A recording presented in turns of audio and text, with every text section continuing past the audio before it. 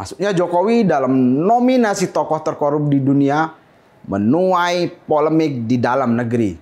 Banyak pihak yang membantah dan mempertanyakan rilis dari OCCRP ini.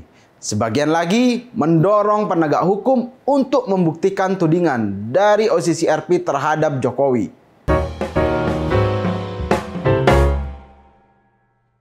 Halo Sobat Media Indonesia, berjumpa lagi dalam The Editors.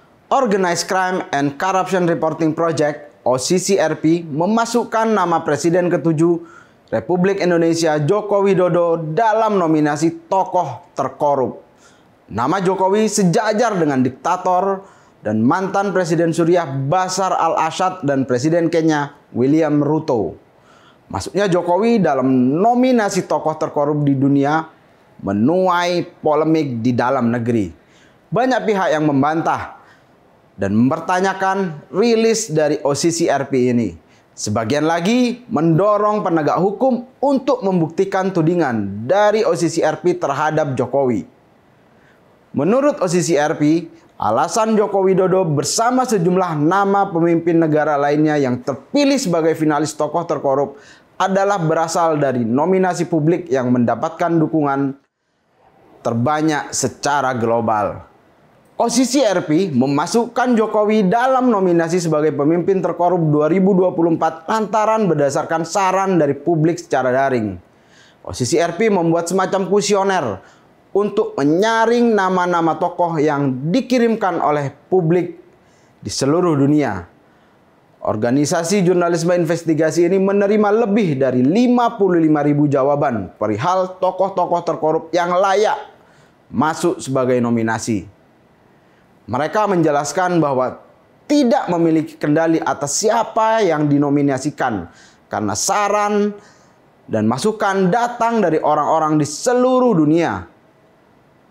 Salah satunya yakni masuknya nama Joko Widodo sebagai tokoh terkorup karena banyak menerima kiriman email dari publik.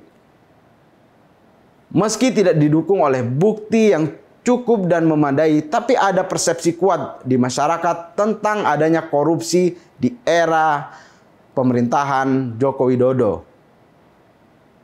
Terdapat beberapa alasan organisasi jurnalisme investigasi itu memasukkan nama Jokowi. Mengutip kritik dari kelompok masyarakat sipil dan para pakar bahwa pemerintahan Joko Widodo telah melemahkan Komisi Pemberantasan Korupsi secara signifikan.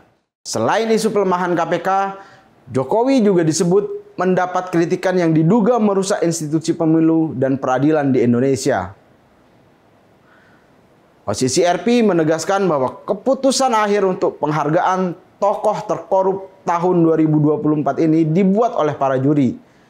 Para juri ini terdiri dari masyarakat sipil, akademisi, dan jurnalis berpengalaman yang menyelidiki korupsi dan kejahatan.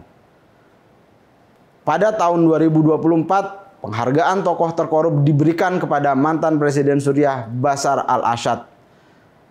Meski tidak termasuk dalam nominasi terbanyak, tetapi Bashar al-Assad dipilih karena perannya. Ia mengacaukan Suriah dan kawasan melalui jaringan kriminal terbuka. Pelanggaran hak asasi manusia yang signifikan termasuk pembunuhan massal dan juga tentu korupsi. Di Indonesia, masuknya Jokowi dalam nominasi menuai beragam bantahan dan sebaliknya juga banyak pembenaran dari hasil kajian OCCRP tersebut. Salah satu bantahan atau protes dilayangkan oleh organisasi relawan Jokowi atau Projo. Mereka menilai tuduhan Jokowi masuk nominasi finalis tokoh terkorup 2024 sebagai framing yang menyesatkan. Sekjen Projo, Handoko, menyebut tuduhan yang dilemparkan oleh OCCRP bertolak belakang dengan kinerja Jokowi ketika menjadi Presiden Indonesia. Handoko bahkan mempersilahkan penegak hukum untuk melakukan proses lebih lanjut terhadap tuduhan yang dijatuhkan kepada Presiden ke-7 Indonesia itu. Saya kutip pernyataan Handoko. Jangan buat framing jahat tanpa dasar. Penilaian seperti ini hanya mencerminkan bias dan tidak menghormati pendapat rakyat Indonesia yang jelas-jelas masih percaya pada Pak Jokowi, ujar Handoko pada Kamis 2 Januari lalu. Sanggahan juga disampaikan oleh pemerintah Indonesia melalui Menteri Koordinator Bidang Politik dan Keamanan Budi Gunawan yang meminta masyarakat untuk tidak berpolemik terkait dengan tudingan OCCRP tersebut dan berpesan agar kerukunan tetap terjaga. Menurut Budi, sebagai mantan kepala negara, marwah Jokowi harus dijaga. Ini pernyataan Budi. Ya, biar bagaimanapun presiden itu kan warga negara terbaik ya. Di setiap negara kita harus menghargai legasi beliau dan kita harus jaga betul marwah presiden, kata Budi Gunawan. Jokowi pun langsung menanggapi riset OCCRP ini. Ia balik menantang agar organisasi tersebut membuktikan dan membeberkan apa yang telah dikorupsinya. Terkorup apa? Yang dikorupsi apa? Sanggah Jokowi di Solo, Jawa Tengah, Selasa 31 Desember lalu. Bahkan menurut Jokowi, saat ini banyak fitnah yang datang kepada dirinya. Namun perspektif berbeda dilontarkan oleh para aktivis anti korupsi di negeri ini.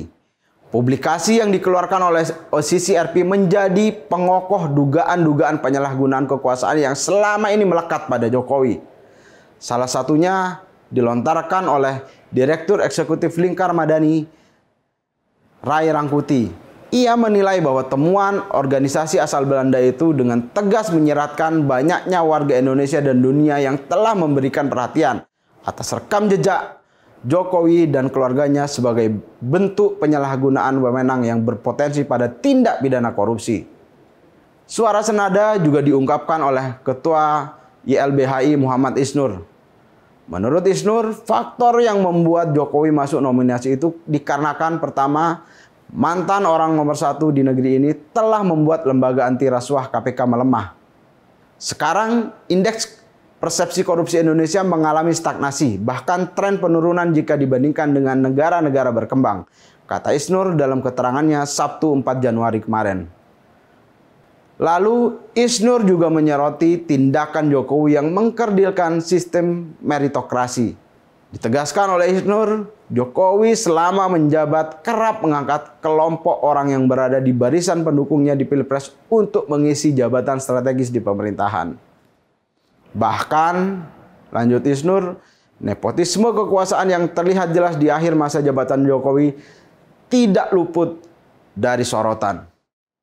Jokowi dinilai berupaya memobilisasi aparat, pejabat tinggi termasuk menteri, relawan, serta menggunakan fasilitas negara untuk memuluskan jalan putra sulungnya Gibran Rakabuming Raka supaya bisa berkontestasi di Pilpres 2024.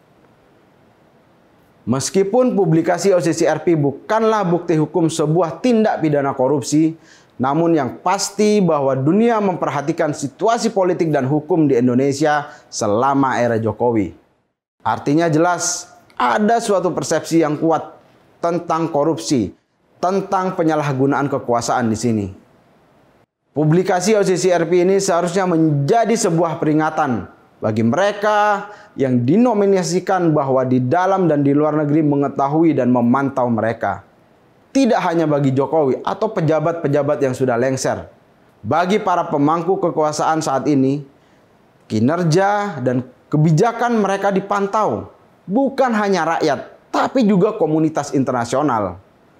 Jika salah menggunakan kekuasaan dan memanfaatkannya untuk kepentingan kelompok dan golongan saja, maka yang malu bukan hanya mereka yang masuk nominasi, tetapi juga seluruh bangsa ini. Tak akan dicap sebagai bangsa yang masih primitif karena melanggengkan korupsi, kolusi, dan nepotisme.